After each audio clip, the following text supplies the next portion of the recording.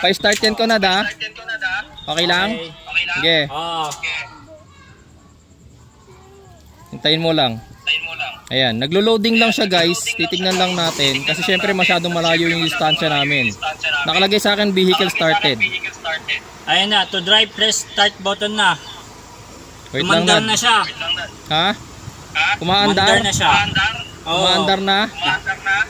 Guys, naniniwala ba kayo na kahit nandito ako ngayon sa Nueva Ecija, kaya kong pa-startin yung sasakyan ko na nandun ngayon nakapark sa Quezon City? Syempre, kaya ko rin siyang patayin. Okay, eto. Tinawagan ko ngayon kung naaalala nyo si Bayaw. Ayan, ka-video call ko si Bayaw. Nad, lipat mo yung camera dun sa sa Ranger. Nandito yung sa camera. Ay, sa tutok mo. Yan. Ayun, nakikita nyo yun guys, yung Ranger natin na yun, nasa Quezon City ngayon yan. Ako, nandito ako sa Nueva Ecija, umuwi ako rito sa bahay namin. Dahil, ano ba ngayon, Holy Week, no? Ayan. So, eto. Walang susi si Bayaw, pero nasa akin ngayon is yung tinatawag natin na Ford Pass. Okay? So, meron ito yung mga next generation na Ford. Okay? So, ang gagawin natin, papakita ko sa inyo, dito kasi pwede nating i-unlock, pwede nating i-lock, pwede rin nating i-start. Subukan mo nga buksan yung sasakyan, kung mabubuksan mo. Okay, lapitan mo. Nakalock. Tingnan mo Ayaw? Wala, dali lang. Layo ka konti, doon ka ulit sa unahan niya. Yan.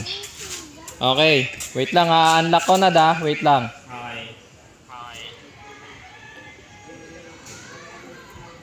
Wait lang, press and hold daw. Yan, naglo-loading, wait lang natin. Okay na. Nag-unlock? Oo. Tingnan mo nga.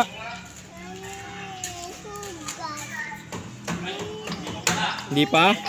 Wala pa, wait lang, naglo-loading pa rito sa akin. Ayan na.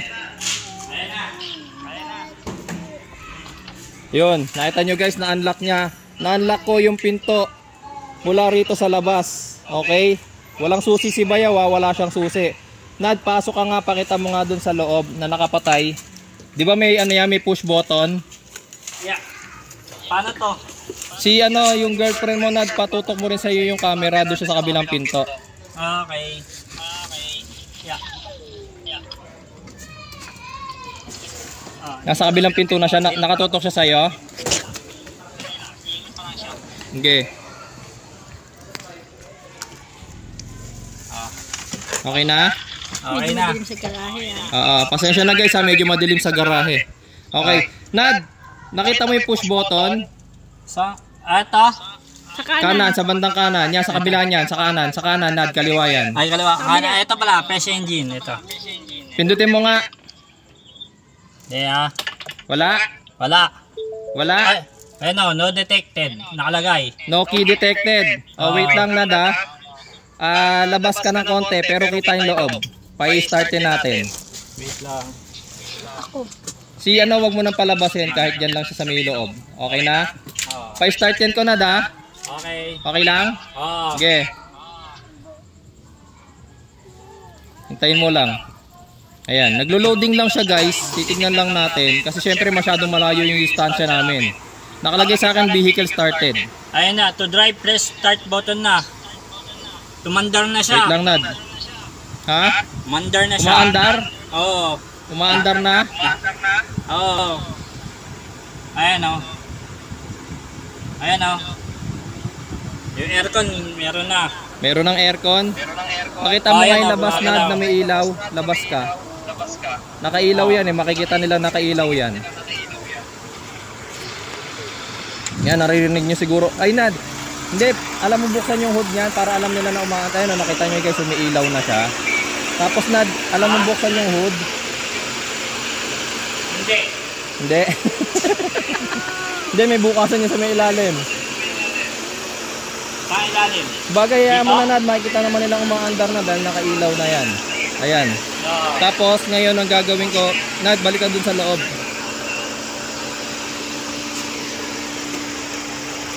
Ayan. So makikita nyo guys, hindi lang naka-open yung gauge panel kasi nga in-start ko siya gamit yung cellphone ko. Ano nakasulat? To drive press start button. Press mo lang daw yung start button, Nad, para lang mag-on yung gauge mo. Pero umaandar na yung makina mo, di ba? Oo, umaandar na. Okay, sige, press mo lang yung start button.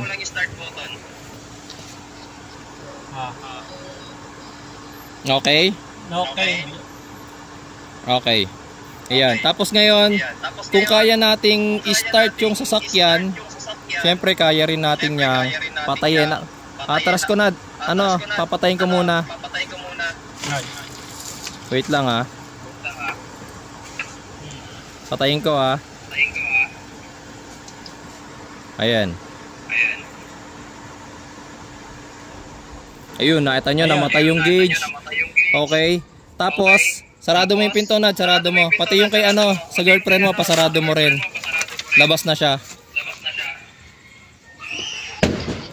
Yan. Doon ka ulit sa harap. Ayan. Makikita nyo guys, nakailaw pa yung ating daytime running light. So ngayon, ilalak ko naman. Ilalak ko naman.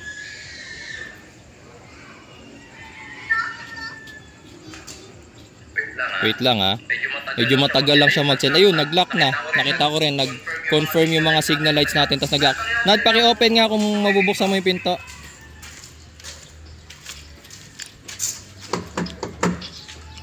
Wala na. Ayan na. Okay. Sige, Nad.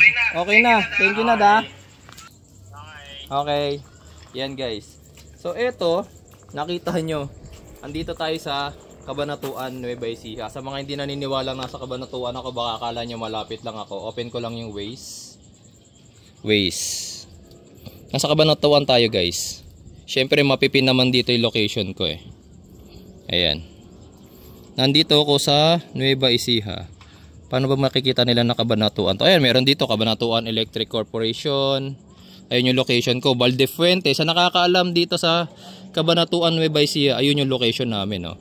Tapos, yung Ford Pass na yan guys, hindi lang yan yung kaya niyang gawin. Syempre, bukod sa kaya niyang i-lock and unlock yung phone, kaya niyang start at patayin yung makina, pwede rin guys, syempre, mamonitor nyo yung kung ilan na lang yung laman na fuel ng tangke ninyo, kung kailangan nyo na pa bang pagpa-diesel. Tapos, yung oil life, kung kailangan nyo na magpa-change oil. Ayan, so 54% pa yung oil life natin. Tapos, another thing, eto, scheduled start. Yung scheduled start guys, useful to sa mga araw-araw pumapasok. Halimbawa, everyday 7 o'clock ang pasok ninyo. So, siguro 7:50 ng umaga or 7 o'clock pasok, diba? So, 6:55 ng umaga, umaalis na kayo. Or, paano ba? Basta kung anumang oras kayo lagi nag-i-start ng sasakyan. Halimbawa, before 7 umaalis na kayo. Pwede nyo i-schedule yung start. So, every morning mag-i-start na ng automatic yung sasakyan ninyo. Mag-i-start na siya agad. Hindi nyo na kailangan pumasok sa loob. Start pa yung sasakyan. So Ford Pass, syempre gumagana lang to dahil Ford Pass sa mga Ford na sasakyan. Another thing guys, meron ding GPS tracker yung sasakyan. Okay, so halimbawa si Mrs. Huwag na kaya katambigyan ng access sa Ford Pass. Oh.